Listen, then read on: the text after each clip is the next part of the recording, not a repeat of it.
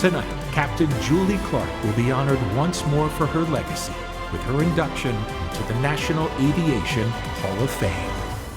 Julie Clark wasn't the very first female airline pilot, but when she was hired in 1976 at Golden West Airlines, she was stepping into a cockpit that had been almost exclusively reserved for men.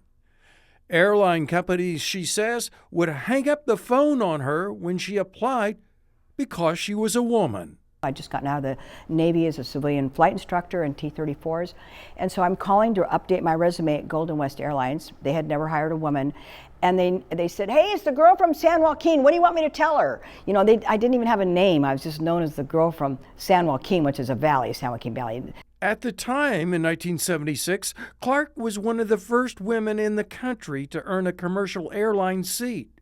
She blazed a trail at a time when airlines were only beginning to open doors to female pilots. But it was really rough. Nobody really wanted to break that barrier. It was the determination she showed in that fight that later defined her aerobatic career, earning her induction into the National Aviation Hall of Fame. It's a huge deal for me. I'm already in 3 halls of fame. Julie Clark is in the Minnesota Aviation Hall of Fame, the International Air Shows Hall of Fame, and Women in Aviation Pioneer Hall of Fame. So the National Aviation Hall of Fame, that is the Oscar of Halls of Fame. So this is a really big deal, and I'm really honored.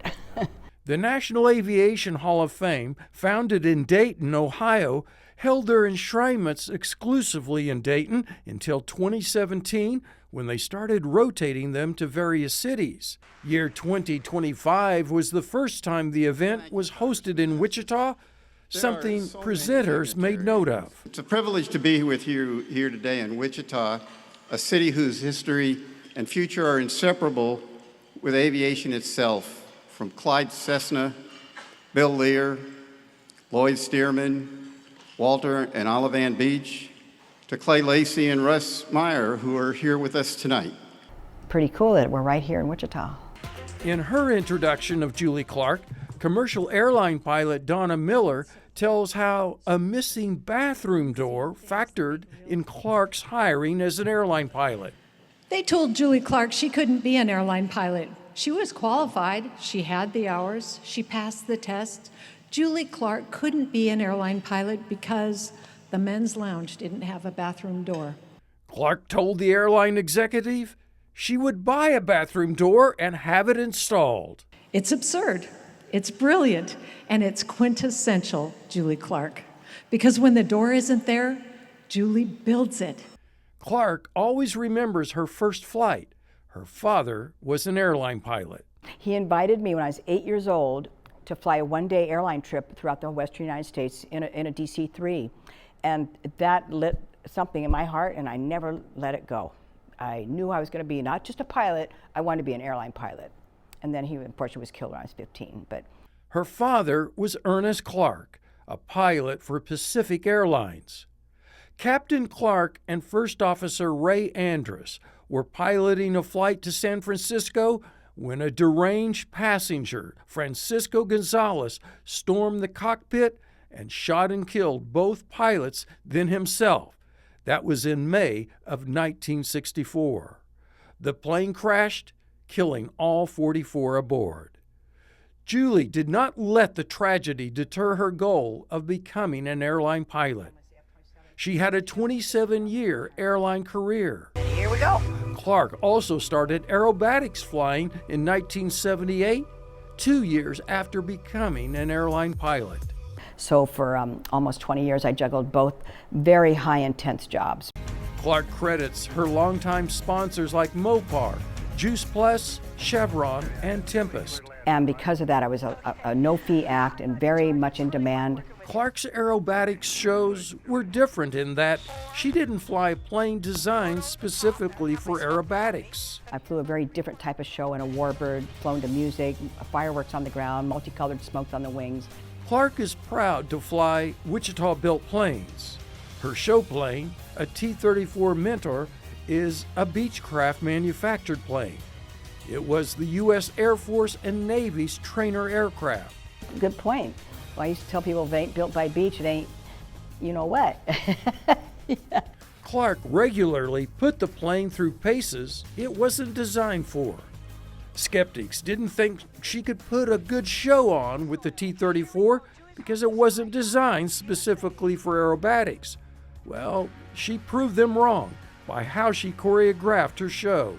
Because it's not an exciting airplane, but I made it exciting with music, multicolored smoke, choreography, but it all it evolved into that. And by the mid-'80s, I was getting these great sponsorships. I flew for Mopar, Chrysler, Dodge, Jeep, Eagle, back in the six-pack days. And because she managed to draw big crowds, her sponsors continued supporting her. Everybody had heard of me because I have flown in every state in the United States, all the lower provinces of Canada, Bermuda, Mexico. Her shows packed with patriotism, with her friend Lee Greenwood's song, God Bless the USA, on the loudspeakers. There ain't no doubt I love this land. God bless the USA. Clark says she was always thrilled to see children inspired by her performances. Especially little girls, they'd come up and they want to stand right next to me, and I'd say, you want to help me with the spelling? But they were so awe-inspired because a woman got out of this airplane. Her advice to young people considering becoming a pilot? Don't let people get in your way. Don't let people get you off course. And if you know you can do it, just do it. And the more support you have, the better. And the more that you can connect with other female pilots and just work together. But you can do it. And just don't let people knock you off course. Clark is concerned about fewer young people becoming pilots, which is shrinking the pool of potential candidates to become airline pilots. The opportunities, the doors are wide open compared to what they were in the 60s and 70s, and I learned to fly in the 60s. I don't know why it's shrinking. So for more than 4 decades, Clark proved persistence, passion, and love of flying can inspire generations. I want to be remembered that I mattered, that I took somebody in my clutches and I said, you can do this. I just want to know that maybe I matter to somebody to build them a career. We welcome award-winning air show performer and mentor Julie Clark into the National Aviation Hall of Fame. And as Wichita celebrates her enshrinement into the National Aviation Hall of Fame, her story becomes part of the city's and the nation's aviation heritage. Keep dreaming, keep flying, and never let anything stand in your way. That's the Julie Clark way. This is Chris Frank for Positively Kansas.